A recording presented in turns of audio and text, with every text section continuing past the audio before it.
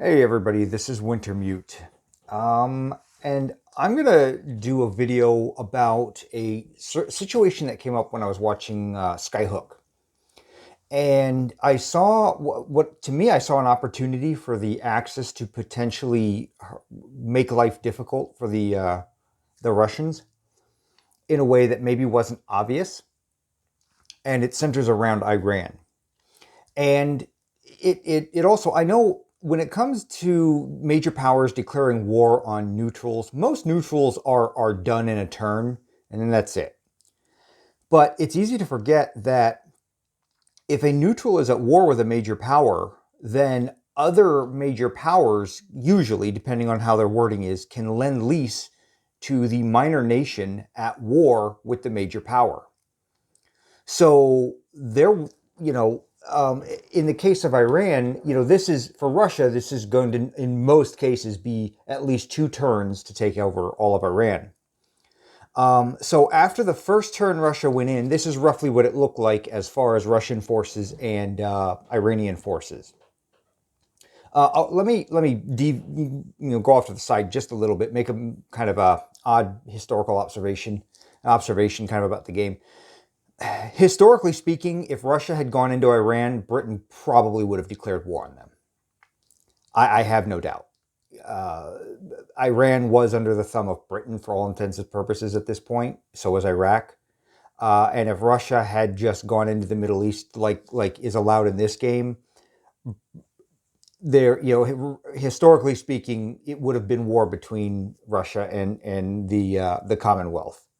So, but this game doesn't go into that possibility. So we're just, I just wanted to kind of make that observation.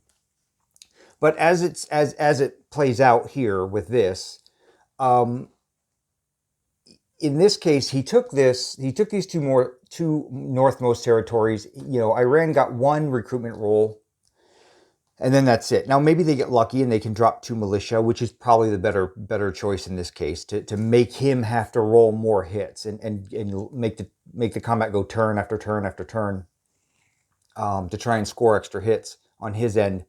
Um, but let's now at this point, Germany takes control of Iran, what's left, southern Iran, and they're the one doing the recruitment roles, and they're the ones making basically the military decisions. Now, right after Russia went, it was Japan's turn.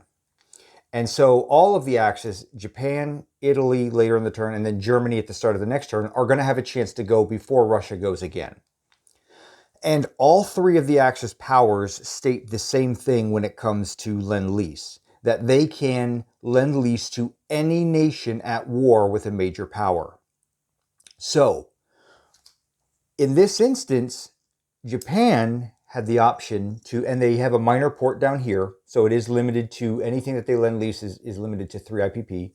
But you can have Japan lend lease, then you can have Italy lend lease, then you can have Germany lend lease. Okay. Now, that fight looks a lot different, doesn't it? Now, let's say for all intents and purposes that this is a standard Russian attack. I don't know what the meta is. There's a lot of variations. People may throw in more forces or less forces, but let's say this is kind of an average. And I know he did take a casualty here, or there might be a third infantry here.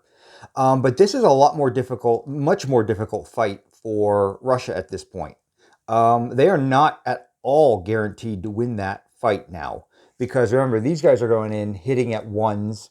The cavalry are hitting at twos, and now he does have the two fighters, but he's got 4 fours. So not only does he have to score 4 hits throughout the combat, the chance of him scoring 4 hits before the fighters really get to kill, and maybe he gets lucky and these guys get a hit, goes up dramatically.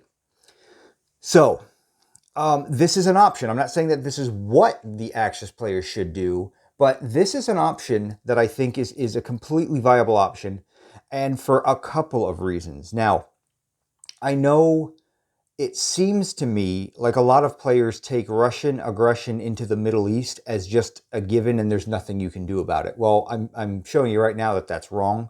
There is something when the circumstances are right, that they can do about it. Because in this instance, Southern Iran at least has the ability to get some lend-lease from three major powers to come in and try and help fight. Now, of course, in the case of Iraq, it's a single territory land zone, and Afghanistan is too. So really not much you can do about that in terms of they just attack it and it's over and that's that.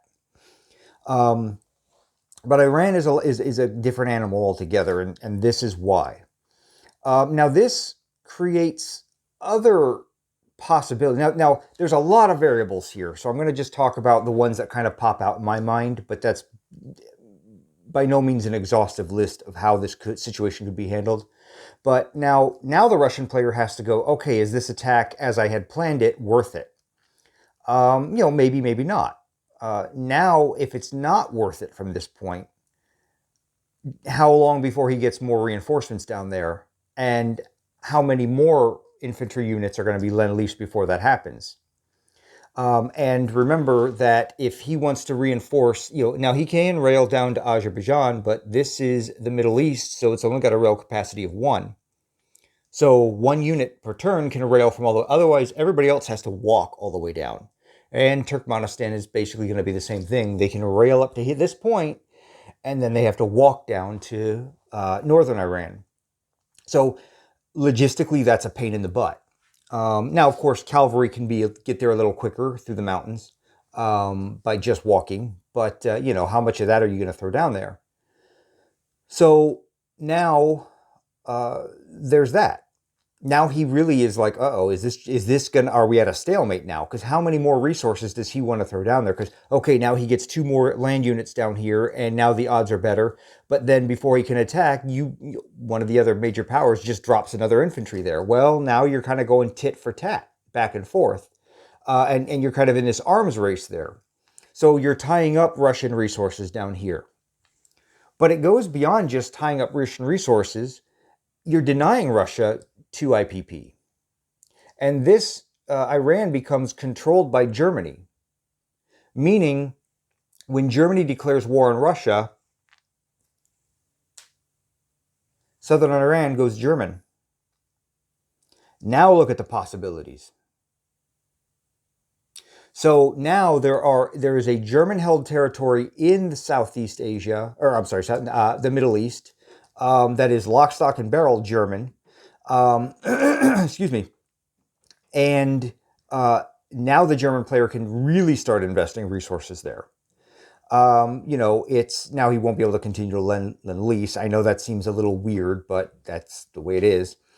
But now he can just do at least, a militia a turn, and basically have the same result of kind of, okay, 1 more militia equals you need to bring in all that much more land units to be able to take this. And now he's at war with Russia, assuming that this arms race down here kind of lasted this long, this standoff. And so now Russia has other problems to worry about. Are they going to keep putting resources down here? Well, probably not. And now if he makes this thinner down here, maybe, just maybe, there's a chance for some of these, Iran to retake some of its territory. And now it really becomes a threat. Now, of course, there is another side of that where now this is a completely viable target for the FEC.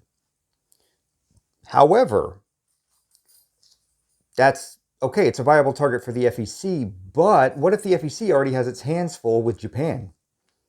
And this, okay, we're just going to have to not deal with Iran. We're going to have to deal with Iran by not dealing with Iran. And they're going to want Iran back because they want to, Britain's going to want their $2 per turn from that bonus, at the very least. And FEC wouldn't mind getting 2 more bucks into their bank per turn just from having southern Iran and possibly Azerbaijan, depending on how that works out. So, but on the other hand, now Germany is also threatening over here. Now, I'm not saying it's a big threat, but now he has to put stuff over here to make sure German units don't just walk into Maharashtra. This becomes another problem for the FEC. So all of the axis working together to defend southern Iran has created problems for not just Russia, but also the FEC and the Commonwealth in general. Yeah, yeah. So the permutations of how this can play out become very, very. There's a lot of options here. One other thing is okay. So now at this point, southern Iran is as it is now. Let's say the FEC does swing over and take out southern Iran, and that swings it into the FEC camp, or into the southern Iran would become FEC. I believe that's how that would work. But the bonus, Britain would start getting its bonus. Now, however, at this point, Japan goes to war with the Commonwealth, and then Japan swings over here and just takes southern Iran away from the FEC. Let's assume it's a fairly easy thing in terms of they kind of waited for the right time to strike, and they come over, and southern Iran is kind of easy pickings at this point. And now, if Russia had taken southern Iran previously, and the Axis had not collectively tried to create this stalemate and try to push back and prevent that, then what you have is, if this becomes a Russian territory, Japan would have to declare war on Russia to take southern Iran. And generally speaking, Japan does not usually want to declare war on Russia. It's a perfectly viable option, but I think most games play out where they don't want to do that. So even if Japan can convince the other Axis to, hey, let's throw some defense, let's try and play that. Let's go ahead and leave this German, and if it ever becomes if it ever falls to the Russians, well, at least you fought for it, and hopefully you've sucked some units out of them. You know, so that's good. On the other hand, if the FEC swings over and takes it back, or even Britain swings over and takes it back, maybe from Egypt, now it's a easy target for Japan because it is not part of Russia. So there's another reason why this might be worth investing some resources in. And I'm not saying it always has to be infantry. I think that's the best bang for your buck in this case, because you can just go, okay, well, let's all throw in a militia. So, okay, 3 militia and an infantry. Well, that's still a much more difficult fight than what it was, though I'm nowhere near as convinced that it's going to be a successful defense. So if you really want to be successful with the defense, I honestly feel that 3 infantry thrown in there is your best bet to defend southern Iran. Another thing to consider is kind of the metagame. So, like I said, some people seem to just take, okay, Russia going into the Middle East, it's just a given at this point, given the overall meta. However, if this becomes a common option and a well-known option amongst the community, then Russia might think twice about going down there at all. Because now they're like, oh man, do I want to open up that can of worms? Because if I go down there if I don't go down there with enough force, they're going to just throw units in there and they're going to protect it. And now I've got a problem down there because that's going to turn German. And maybe, okay, so I got Azerbaijan and I have Iraq, but now I've got to defend 3 territories that I didn't have to defend before from possible German aggression here. And then there's always the possibility Italy swings this way from the Mediterranean and takes these territories, and now he's defending on both 2 different sides from Italy and Germany. It may actually just cause Russian players to kind of go, I don't know whether this is worth it anymore. On the other hand, and another part of that, not on the other hand, but on another part of that is, what if the what if the Russian player goes, okay, all right, I know that's an option for the German and the Japanese player, so I'm going to put extra stuff down there to take southern Iran. I'm going to make sure I can take it. Even if they reinforce it, I still want a 90% chance that I'm going to take it without any problems, because I really want southern Iran. Okay, that's fine. And if that's the case, then Japan and Germany and Italy just hold on to their IPPs and use them elsewhere. If they think, okay, well, it's not really worth defending at this point, we're just not going to worry about it. However, Russia has now invested more resources on a very remote front away from the European theater. So, if he has to devote extra resources down there, that kind of come into southern Iran, and then they have to walk back, assuming he wants to pull units back and he's not just going to leave everything he attacked with down here, which he might, But assuming he wants to transfer some of the better units back and just kind of keep a cursory defense force down here, they've got to walk back, and then they can start railing one at a time back from this territory, or they're going to walk, and then two can rail at a turn up from the Russian territory. So it's very difficult. To come down here is very difficult. Now, of course, he can complete some rail lines here, but again, that's even more investment of his money into this area, which he may not want to do. Is that going to be worth it for him? And even if he does upgrade these rails and get and kind of interconnects these territories so he can start railing units around, the rail capacity down here is still only one. So even if he takes the whole Middle East area and then Italy comes over and takes this, and then starts threatening this area and he wants to start reinforcing it, he's either walking guys in or he's only kind of railing one guy right into Iraq to maybe protect it. So I think that Russia needs to, if you look at it that way, I think Russia actually needs to be kind of careful about how it goes into the Middle East and whether it's worth it or not. Because I see it as a gamble. Knowing that I can reinforce southern Iran, the Axis can reinforce southern Iran is I think it makes this a much bigger gamble for the Russian player. And again, the more resources he's putting down here, maybe he weakens his attack into Mongolia, and because of that weakened attack, maybe he fails in one or maybe he's more likely to fail in some of these other attacks that he's doing because he didn't have the weight there that he wanted otherwise, because he couldn't completely strip the European front.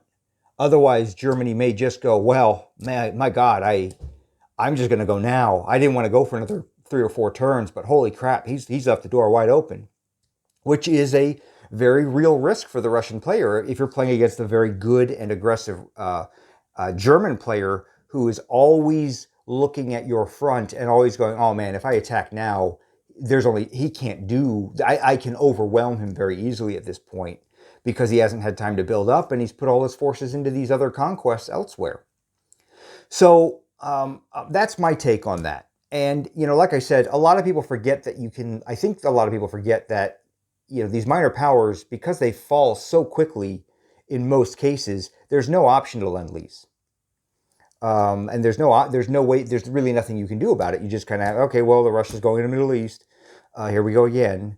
And again, I know for some of these territories like Iraq that just fall in one wave of combat, basically, there's not much you can do about it. But Iran is different. And on the other hand, Finland is different for that matter if the Molotov-Ribbentrop Pact isn't signed. And that's kind of another topic, because if Russia wants to go into Lapland and Karjala first turn and take both those, and they don't have the ability to go into southern Finland, well, you now have the ability for Germany and Italy and possibly even Japan to all throw infantry into southern Finland to try and defend it from Russian aggression. So that's another front where that can work out against Russia if they're not careful.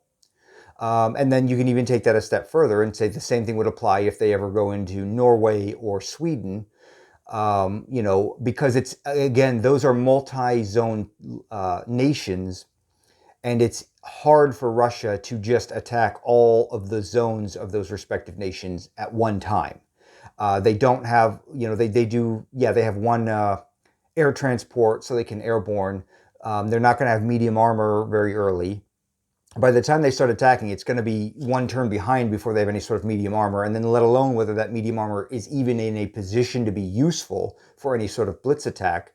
That's a long shot. And they don't have many transports. They might have a transport somewhere to start the game with. I don't remember. Maybe up in the North Baltic Sea. I know the Spanish Civil War gives them at least one transport down in the Black Sea, if I remember correctly. It's been a while since I played that one, so I'm not sure. But so, now if they really want to invest in transports to make an attack on southern Finland viable on the very first turn they attack Finland without the Molotov-Ribbentrop Pact being signed, then yeah, but that's a big investment for something that is probably going to die later to the German Navy. without doing much more than just taking southern Finland right away. So I don't know whether that's a good investment of their money at that point. Now, the Molotov-Ribbentrop Pact and signing all that, that's actually going to be one of the topics that me and Jinx cover coming up in one of our kind of podcast videos. And but because Finland kind of can play out the same way as Iran, given that there is time for the Allies to and the Axis to kind of respond to southern Iran, that it makes it stand out. And that's another point that I didn't mention. There are completely viable reasons why the Allies may want to drop support here in southern Iran as well. Now imagine Japan, Germany, Italy, France, or well, I guess no, France at this point. I'm assuming France will be white. Well, maybe not. It depends on when the German player goes in. But even if France is around, and America is probably not up to Lend-Lease, the point for Lend-Lease, but even they could throw in some stuff. And all of them collectively could go, well, you know what, Russia, we're just not going to give this to you. We're just not going to give this to you, man. It's as simple as that. You're not going to get this. Now, whether it's better for the Axis to do this versus the Allies to do this, I think it's more imperative that the Axis do it if they're going to do it. Personally, however, they might be able to strike some sort of deal with the Allies in terms of keeping the communists contained. And truth be told, historically speaking, the British were in fact more worried about the communists in 36 than they were about the fascists. Nobody liked the communists. Nobody. People were generally speaking more worried about communism spreading than fascism spreading before Germany started to get really hinky. In a general sense, that's the case.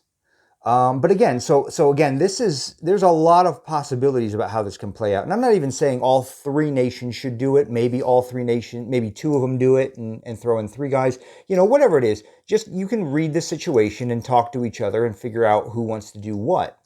But if you're going to make a concerted effort, I think 3 infantry is your best way to go. If you want to make an effort, but not a big effort, 3 militia may be your better bet. And then anything less than that is questionable as to whether it's worth it at that point. Though it might be. It might be. You never know. The dice sometimes can surprise you, and it's never just militia. To go back to one of my very first videos. So one other facet of this that I want to kind of just point out, just to kind of clarify things, so that everybody's kind of on the same page moving forward or watching this video, is the whole how Lend-Lease can be blockaded and things like that. So one thing to take into account with all this is the war status of Germany, because now historically the war starts in 39. Well, that's the same turn that Russia can start attacking neutrals. So if you're the German player and you pull the trigger right away or even earlier, well, then you may not be able to Lend-Lease realistically to southern Iran, because the opponent's probably going to get some interdiction rolls through that shipment. Because it doesn't matter that it's going to a neutral nation for purposes that is not involved in the war between those two major powers. Just that you're at war, you're sending it, you're at war with that other major nation, and they can try to sink it, even if it's bound for a neutral nation not involved directly in that conflict. So that being the case, depending on when Germany goes to war, may affect their ability to Lend-Lease, or they may be able to look at the map and go, well, the British fleet is all over the place. Yeah, he's going to get some interdiction rolls. There's a sub here and a sub here. All right, I'll just have to suck that up. But I think this is worth it to risk it, depending on how things play out. Now, of course, depending on what you do with Italy, that also can affect their ability to Lend-Lease, because they are... Well, they're boxed into the Mediterranean, because if they go to war with Britain and they don't secure Gibraltar and they don't secure Eastern Egypt, one of those two, they don't really have a path to Iran at that point. Because there's no way, if they're at war with Britain, Britain is going to sit there and go, yeah, sure, we'll let you use the Suez Canal, no problem. Same thing with Gibraltar. They're oh yeah, hey, it's an Italian ship. Oh no, let it go. That's bound for Iran. How do you know? I just know. Okay, well, it doesn't really work that way. So if they're at war, they're not really an option unless they've taken one of those avenues to open that up. But on the other hand, a lot of people I know generally don't go to war with Italy the same turn Germany goes to war with Britain and France. They tend to hold Italy back and wait for a very opportune time to strike. Now, of course, every group's different, every person's different. It depends. Some people like to go with Italy right away and just, go bonkers in the Mediterranean and try to really mess with the Commonwealth. Um, so yeah, that's another possibility. But Japan at that point in the game is probably going to be free to just lend lease all at once. So at the very least, there's that option. Now that's obviously only one guy going in, but it's still an option. So yeah, just one more thing to kind of take into consideration when you're looking at the dates and the timing and how you want to work all that stuff. So it all just sort of, there's like I said, this is a very kind of complex thing. So there's a lot of permutations to it. And if there's anything maybe I missed, please feel free to let me know. In case there's a factor involved that I forgot to take into account that could change things one way or the other, or even if it does, like even if it like, oh, okay, well, you completely forgot about this. It's like, okay, well, that messes up everything. Let's go back to the drawing board versus, oh, hey, what about this? It's like, oh, yeah, I forgot to mention that. That's a good point. We got to factor that into the whole equation as well. So I look forward to hearing any comments about this one. And for right now, this is Wintermute signing off from the think tank.